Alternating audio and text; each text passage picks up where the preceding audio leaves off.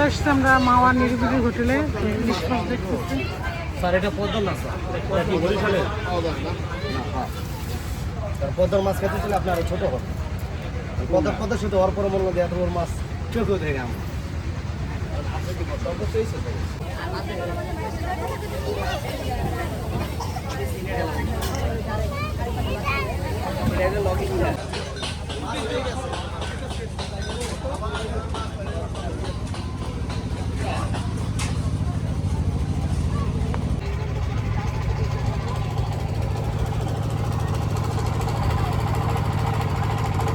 দারুণ পরিবেশ, তাই না?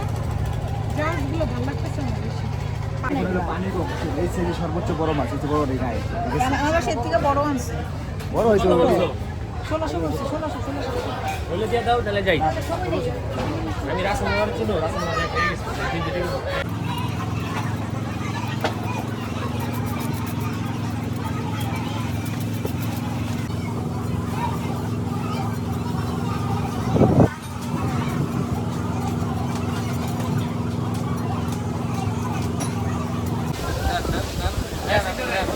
মশলা দেবের জন্য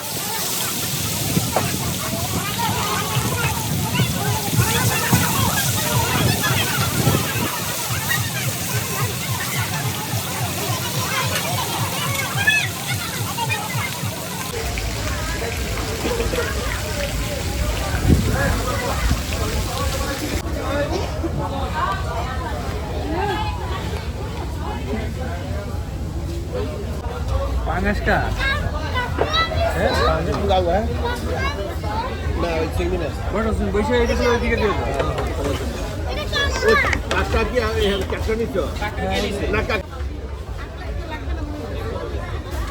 না দাও দাও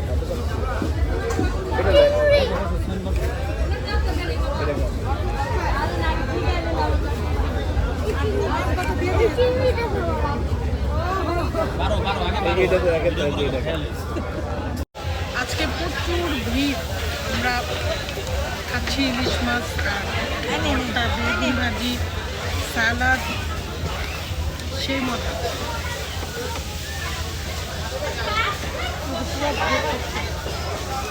হাই দাও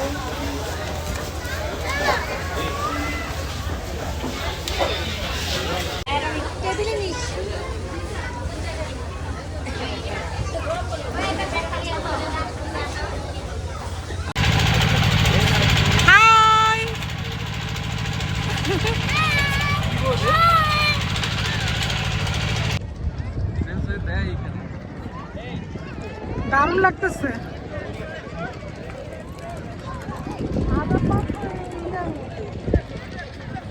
আসো আসো আসো, বসো তাইয়ে বসো। তো খাওয়া দাওয়া শেষ করে আমরা এখন ঘুরতে চলে যাচ্ছি পদ্মা নদীতে। এটা আমাদের তো এইখানে পদ্মা নদীতে ঘুরতে আমাদের লোক আসতেছে হচ্ছে 100 টাকা করে লাগবে। তো এই তো আমরা এই পর্যন্ত আমাদের অনেক মানুষ, মানে একটা বোট খালি যাচ্ছে না, সব এই পাশে সবগুলো আমাদের ব্রিজটা আছে ওটার নিচ থেকে আমরা ঘুরে আসবো। কেন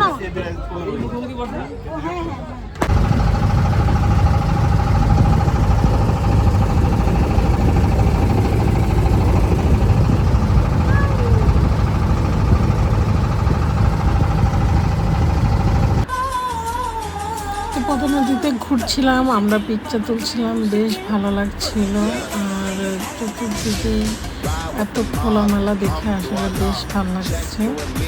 তো এই তো আমাদের ঘোরাঘুরি শেষ করে আমরা চলে যাবো বাইরে। আহিয়া চশমা বলছি এই তো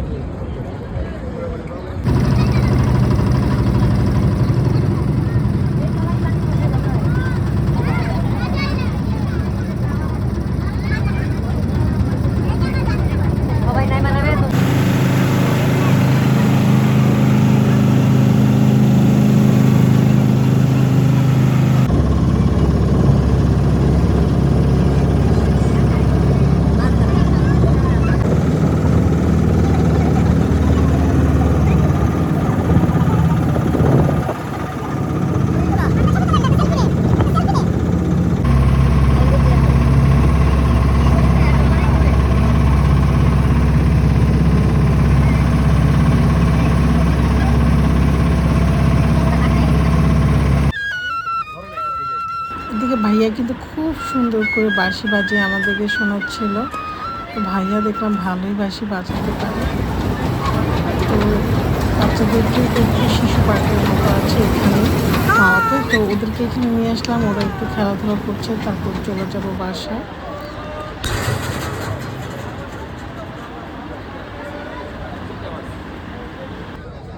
কত হলো?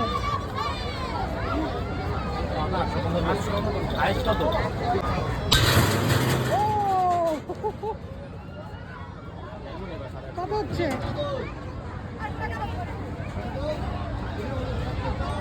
730।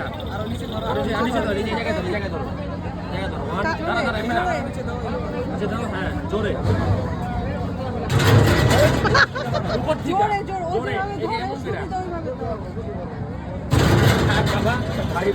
কত? জিরোর জায়গায় জিরোতে।